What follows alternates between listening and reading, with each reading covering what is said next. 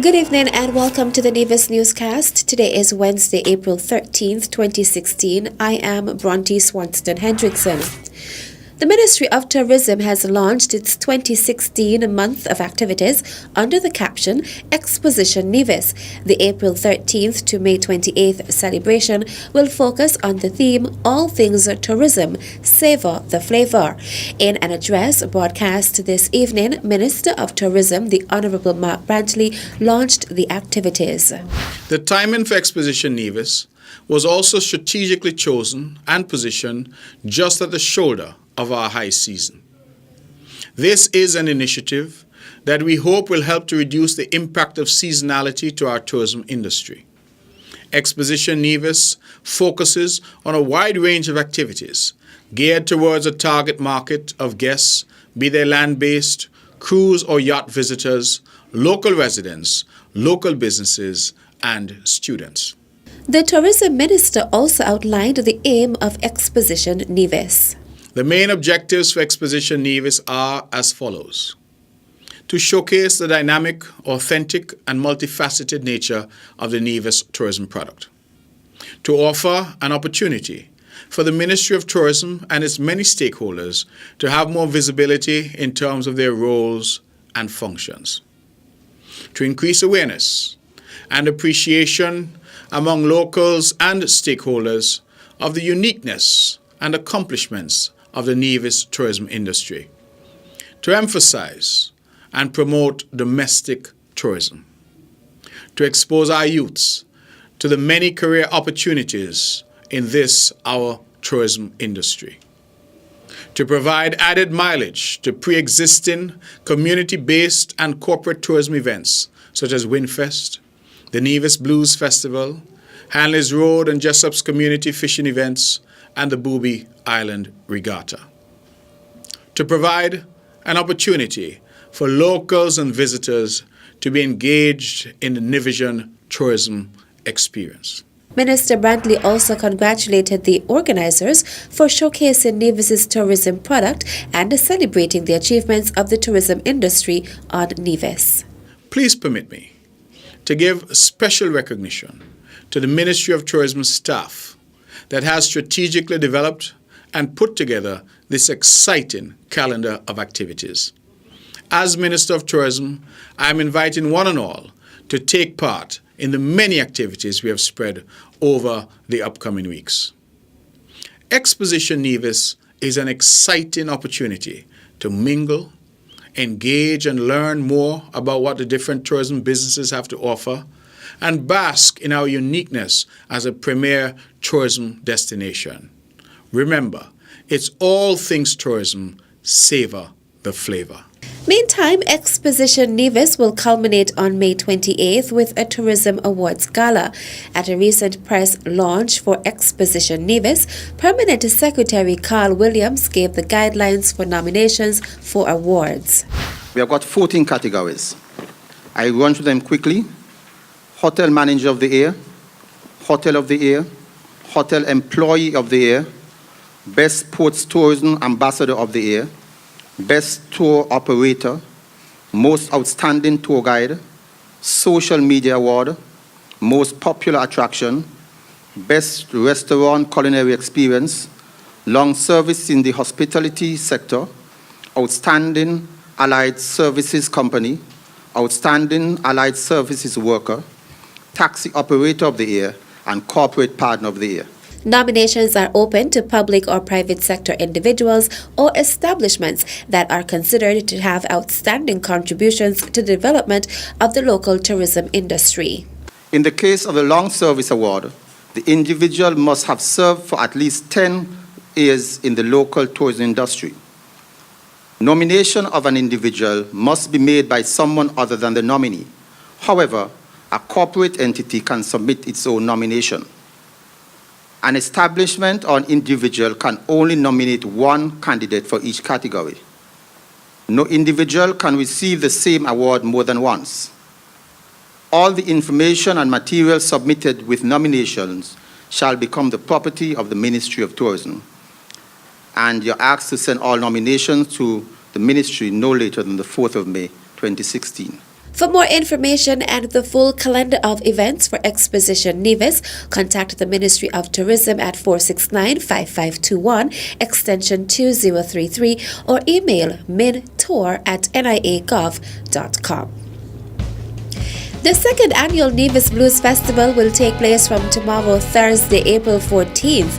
Producer of the festival, Richard Pavitt, says there will be a number of local acts on the first night of the festival. We open with the rehabilitation band from the Prisoners and Kits because the festival is supporting Operation Future, which is a very worthwhile program. That will be followed by a band called the Rhythm Chiefs, who came and played for us last year. They backed some of our artists. They're going to come and do a little set of their own because they're really good musicians. Followed by a band from London, or North London, called Northside. A lovely lady singer called Lorna Fothergill, who has a fantastic kind of Janis Joplin thing going. Aretha Franklin meets Janis Joplin. Really driving soul and rock. And then we close out the night with Kirk Fletcher, the singer-guitarist from the west coast of the USA, from Los Angeles. He also spoke about the acts for Friday night. The first act on each night is Steel on Fire. That's followed by Denise Gordon and her musical director, a gentleman called Denny Eilert, who's coming with her this year. They're going to do a short kind of acoustic and a cappella type set. And then that will be followed by our Irishman from Northern Ireland, Simon McBride, one of the most highly rated blues rock guitarists in the world. And then we have kind of the headline, our ambassador star, Mr. Ian Siegel, closing out the Friday night. Pavitt says Saturday night will include a once-in-a-lifetime experience. Saturday, we open again with Steel on Fire. Then we have Denise Gordon and her band playing. That's at 9 o'clock. We're having a thing called Celebrating the Electric Guitar, where we're bringing all the lead guitarists of all the bands and artists together for something that will be unique. It won't ever happen again, you know. And then we close the festival out with something we call the Ladies Entertain, which is Denise Gordon, Lorna Fothergill from Northside, and another lady called Rosie Stevens. She's from Amsterdam. The Nevis Blues Festival will take place at Wally Beach beginning at 7:15 nightly. Still to come. Because I see this as very important in terms of preserving the archives, preserving our very rich history. The details after this break.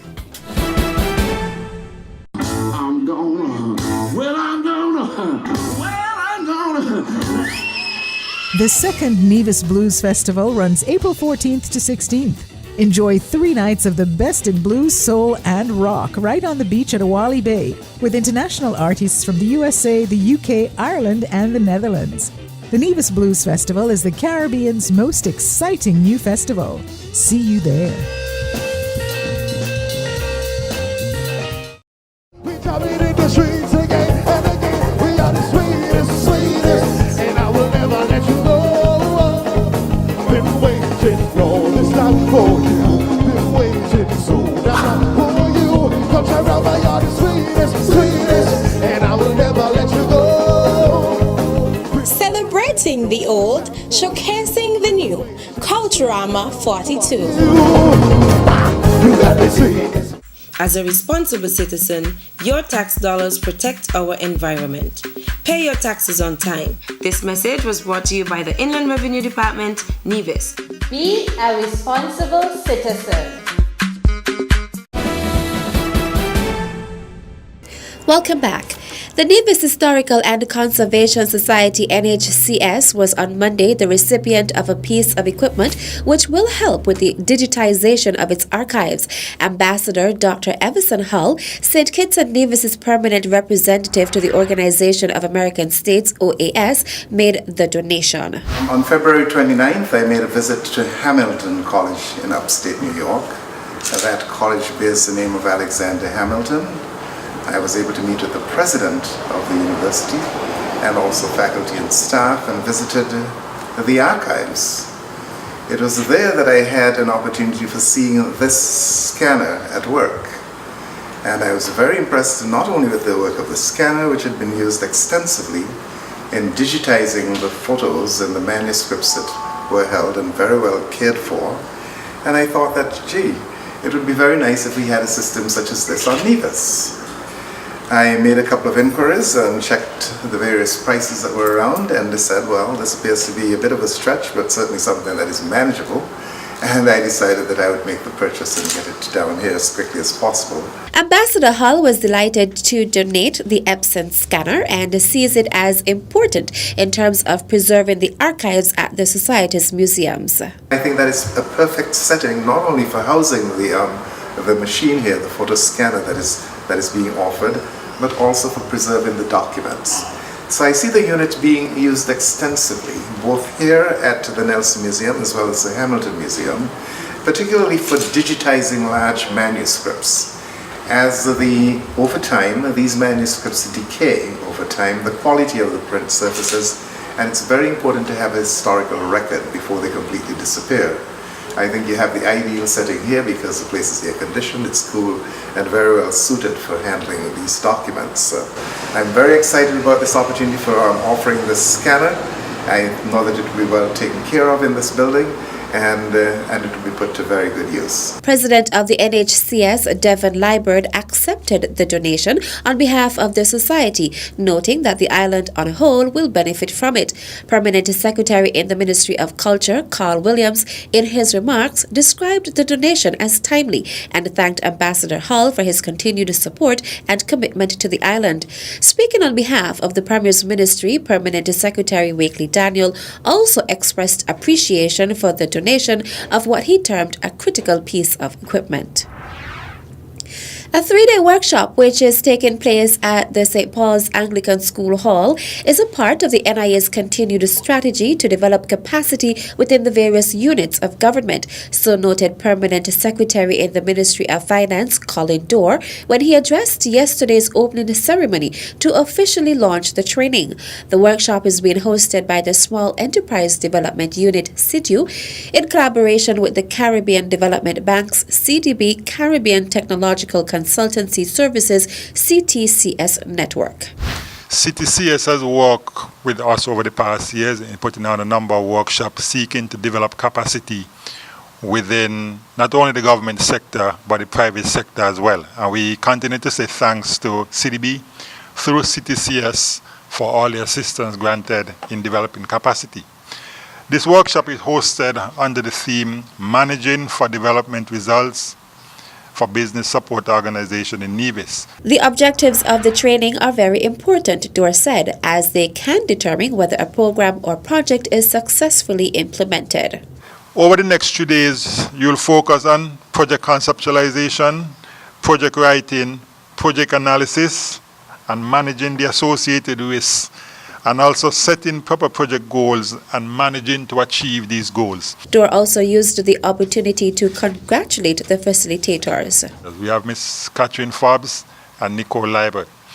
Those two persons would have benefited in the past from similar workshop hosted by CDB, and therefore they were charged with the responsibility of going back to their home country to implement similar workshop and to impart the knowledge to persons within the organization. So I want to commend them for taking on the task and for consenting to execute the 3-day workshop on behalf of CEDU in collaboration with CTCS. A number of private sector organizations were invited to take advantage of the training. As Dorr said, it is meant to be a broad-based approach of providing skills for the successful implementation of programs and projects and achieving results.